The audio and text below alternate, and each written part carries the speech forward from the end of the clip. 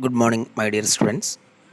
Today we would like to discuss another area of facility planning, that is factory layout. We know factory layout. Yesterday we have discussed product design and development, process selection, etc. etc. All of you please go through the text materials and prepare note on it. Then factory layout. Factory layout means after the selection of planned location, we have discussed what is meant by planned location, different factors to be considered, etc. etc.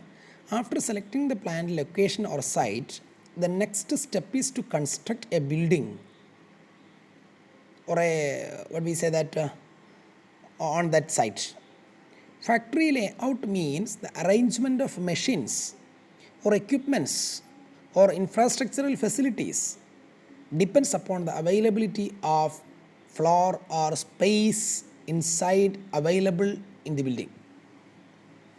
Clear? That is called a factory layout. That means the structure of the machine and equipments that is installed or erected in the building. That is called a factory layout. It maybe depends upon the space available in the factory building. Then what are the factors to be considered while we are determining the factory layout? There are three important factors. First one, design of the building, types of building material, types of building. All these factors are already considered while we are constructing a house. Clear? First, design of the building. A well-designed or well-planned building should ensure the functional smoothness of the operation. In certain situations, we are prepared multi-storied or multi-purpose building. It may not be suitable for some businesses. Okay. It should be strong enough against the fire, flood, etc. The following factors to be kept in mind while designing the building: flexibility, material handling or easiness of material handling, product and equipment, facilities for employees, urinal or lighting, proper ventilation, etc. etc. Lighting and ventilation, security and protection. These are all the factors to be considered while we are constructing a building.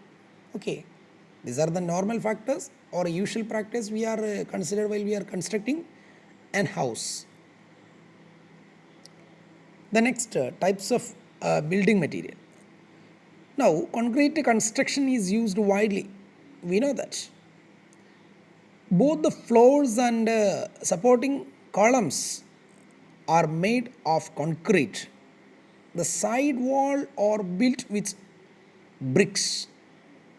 So, the normal structure of a building.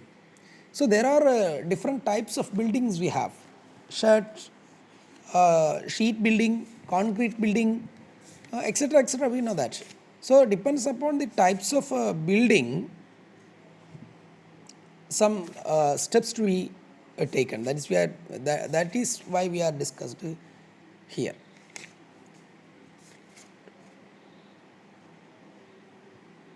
Then there are different types of buildings: single storied building, multi storied building, special types of buildings. We know that. The next important factor, that is types of building, that is we are discussed: single story, multi story and special types. Types means the types of buildings to be constructed for industries, depends upon process area of land, etc. There are three types of buildings. First one, that is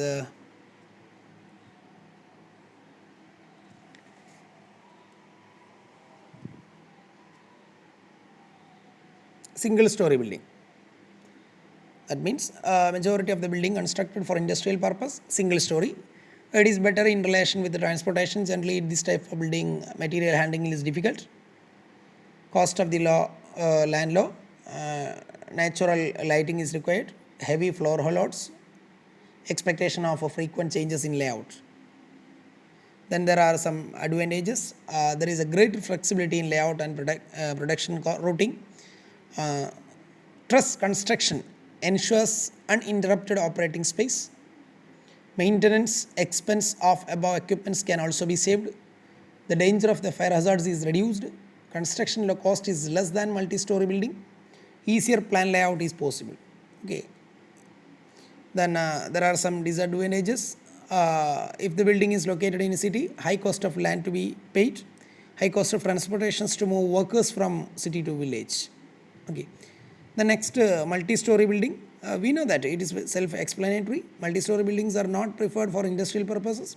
Hotel, education institutions, shopping complexes, etc., are examples for multi-story building. We know many supermarkets and hypermarkets are functioning like this.